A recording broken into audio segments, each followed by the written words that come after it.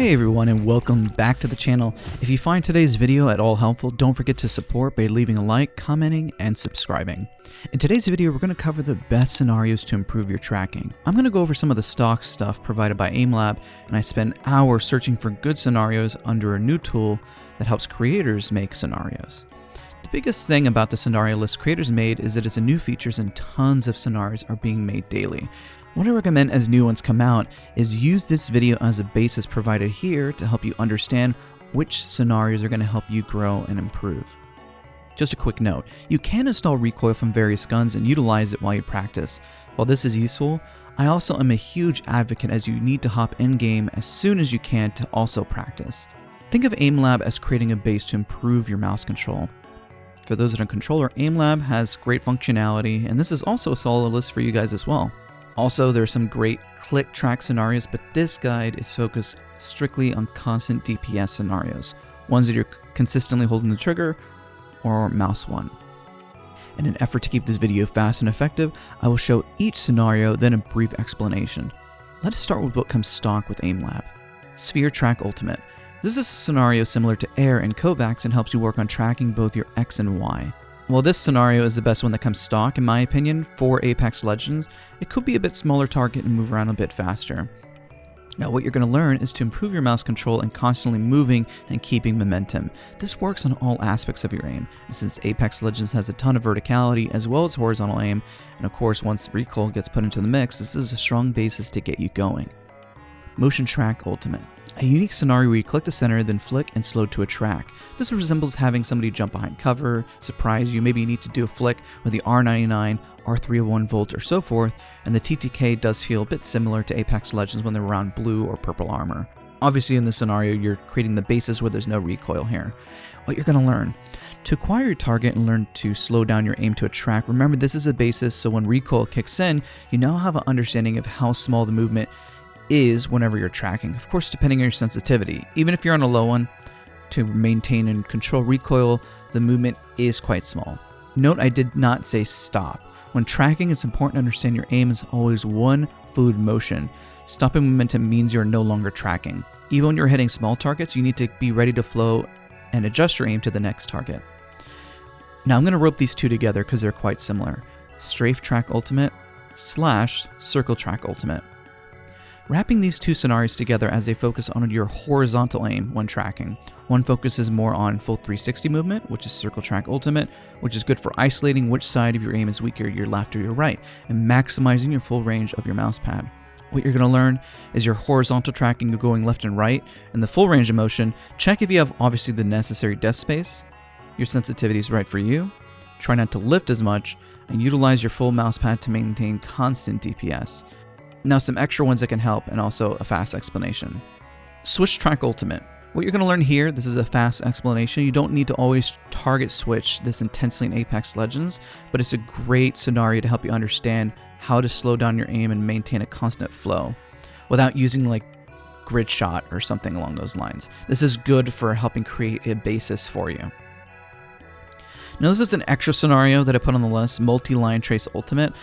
I call this a reset to basics and is a unique scenario. For tracking, this is one you're not going to grind consistently for improved tracking, but adding this to clean up the wobble in your tracking is going to be quite effective.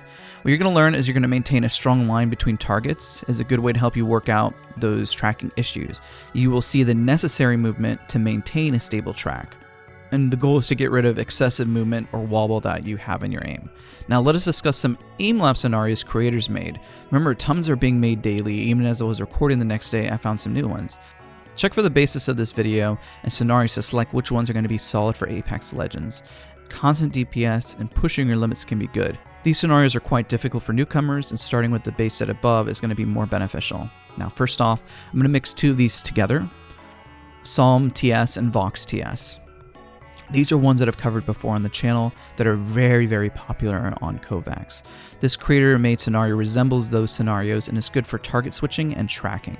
Vox is a bit more static, meaning that the micro adjustments are smaller, and Psalm requires a lot more movement, which is good as you're flicking between targets like the R99 or Volt.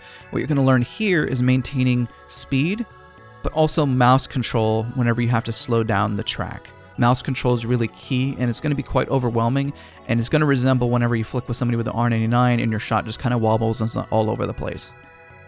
Now, I put this one here just because it was really difficult, and it's a little different because your fast strafes for humanoid targets. 80-80 spam quite fast. Now, what you're going to learn here is that these targets move much faster than Apex Legends, so if you can track this, you're going to feel a lot more comfortable tracking anything in Apex Legends. Careful in working super hard on challenges like this though, and obsessing, because it can create bad habits when trying to improve your overall tracking. But this is a great scenario, it's a lot of fun. It may be a little bit too much, but I'm putting it on the list just because it was unique and they are humanoid-like targets. Now up next is Aqua Precision Tracking, an amazing scenario that resembles more Air Angelic 4, can kind of resemble Air, but it's definitely a lot faster and smaller. This scenario can feel a bit too fast in some ways for maybe translating it directly to Apex, but if you can track this, you're going to feel very comfortable. What you're going to learn here is that this is a good one for micro tracking and being accurate. It's good for working on this base before you add recoil into the fray. Now finally, one that is similar to Strafe Track Ultimate is Long Close Strafes Invincible. So takes to the prior, but adds more difficulty in a smaller, more humanoid-like hitbox, and moves a bit faster with unlimited health, so you don't get the luxury of having it just kind of spawn in front of you.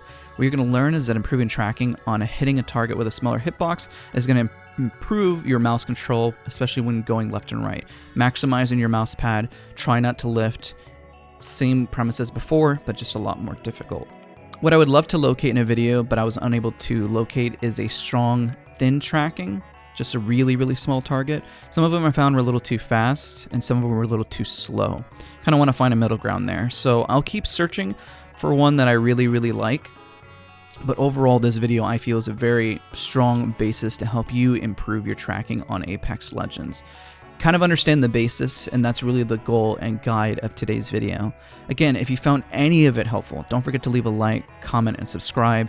Leave comments down below of scenarios that you found helpful, because they're, especially when you start digging into the scenario lesson, because it's so new. This feature, I believe, was just released a month ago or a few weeks ago, and the stuff that creators are making are fantastic. In today's video, just as a reminder, we covered close strafing, long strafing, tracking in a full X and Y axis, full 360 tracking, as well as switch targets. Whenever you speed up your momentum, then slow down to a track with various scenarios, both in scenario and what was created in the base set. Then some unique fun ones like multi-line trace that adds a little bit of a basis for you to kind of see what your aim does whenever you have a little bit of wobble, and if you can keep a constant flow between targets. Kind of isolate that movement out. Again, thank you guys so much for watching, and I'll see you guys next time.